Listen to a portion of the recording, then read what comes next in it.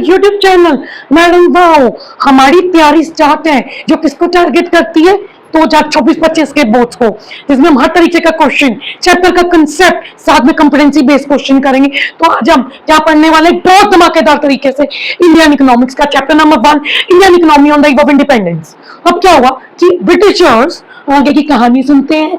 2 videos इस chapter की बन चुकी है, जिसमें हमने पूरी कहानी पढ़ी कि ब्रिटिशर्स आए, उन्होंने किस किस सेक्टर को कैसे कैसे रोंद दिया, रूइन कर दिया, डिस्ट्रॉय कर दिया, बैकवर्ड बना दिया और चेंजिंग बना दिया। जो वर्ड्स मैं यूज कर रही हूँ, ये वर्ड यूज करोगे एग्जाम में फुल मार्क्स आएंगे।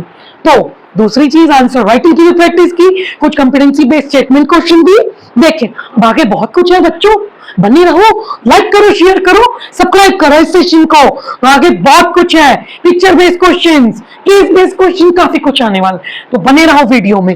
तो अब हम पढ़ते हैं नोट्स के साथ कि एग्रीकल्चर सेक्टर की क्या स्थिति थी जब ब्रिटिशर्स आए। तो सुनो मेरी बात, कि एक कहानी कुछ ऐसी थी 200, ये बात है हमारे भारत को कब आजादी मिली, 1947 में। तो ब्रिटिशर्स आए, ब्रिटिशर्स ने बहुत चालाकी से हमारे इंडिया में 200 सालों तक राज किया।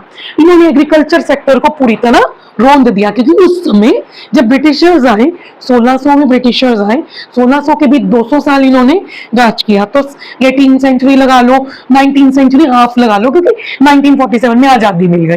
तो इन्होंने इन 200 सालों में एग्रीकल्चर सेक्टर की ग्रोथ क्या कर दी, लो प्रोडक्टिविटी, और जब जमीन से पैदावार हो रही थी उसको हम क्या कहते हैं, पर हेक्टेयर प्रोडक्शन, उस पैदावार को भी काफी लो प्रोडक्टिविटी बना दिया। और फार्मर्स क्या उगा रहे थे, वीट, राइस, वो उगवाना छोड़ के भिंडी को उगवाया गया, और ऐसे प्रोडक्ट्स लगाए गए जिनसे ब्रिटेन इंडस्ट्री के लिए रॉ मटेरियल आए, और जितनी भी पैदावार हुई वो पैदावार मार्केट में जाके सेल कर दी, जिसको हम क्या बोलते हैं, कमर्शियलाइजेशन ऑफ एग्रीकल्चर। तो ये सारे कंसेप्ट लिख के आना। तो पढ़ते हैं एग्रीकल्चर की क्या स्थिति थी क्विकली।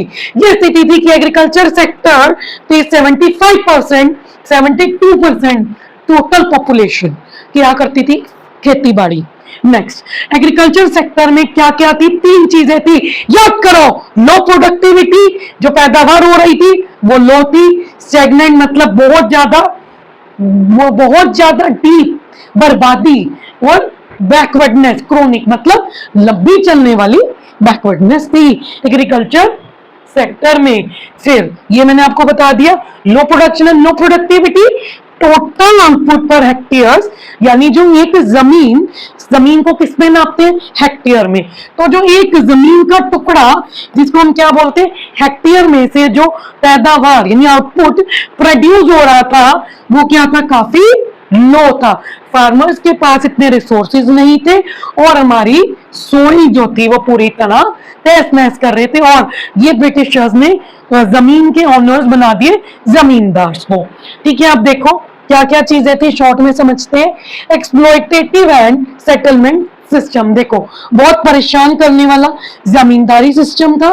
जमींदारी सिस्टम लॉर्ड कार्निवल्स लेकर आया था, ठीक है, और इसका क्या, land settlement system which is known as permanent land settlement system. Next, agriculture को कमर्शियल बना दिया, मतलब जो भी एग्रीकल्चर से पैदावार होती थी वो मार्केट में ब्रिटिशर्स बेच देते थे या as a raw material use कर लेते थे। कोई इन्वेस्टमेंट नहीं की एग्रीकल्चर की मॉडर्न टेक्नोलॉजीज में, ठीक है। और एक gulf between owners of sale, soil and tillers, मतलब जो जमीन के ऊपर खेती बाड़ी कर रहे थे और जो जमींदार थे, उनके बीच में काफी ज्यादा बहस नहस थी, और ये जो जमींदार थे उनको एक्सप्लॉइट कर रहे थे, जो एक्चुअली में जमीन को जोत रहे थे। नाउ जमीनें बहुत छोटी छोटी थी, ठीक है। सब्सिस्टेंस आउटपुट का मतलब ये होता है कि जो पैदावार हो रही है वो फार्मर मेयरली ज्यादातर उसको कंज्यूम कर रहे थे या थोड़ा बहुत उसको बेच रहे थे, कोई आगे खेती बाड़ी की कोई भी वो खुद की भी इवन आगे कोई भी डेवलपमेंट नहीं कर पा रहे थे, क्योंकि रिसोर्सेज लैक थे, बहुत ज्यादा एक्सप्लॉयटेटिव पॉलिसीज थी which were being persuaded by the Britishers on the eve of independence. तो ये सारे के सारे स्क्रीनशॉट्स हैं। अब जितना मैंने आपको बता दिया, इस चीज को आप गौर करना, समझना। अब हम आगे स्विच ऑन कर रहे हैं जो हमारे कॉम्पिटेंसी बेस्ड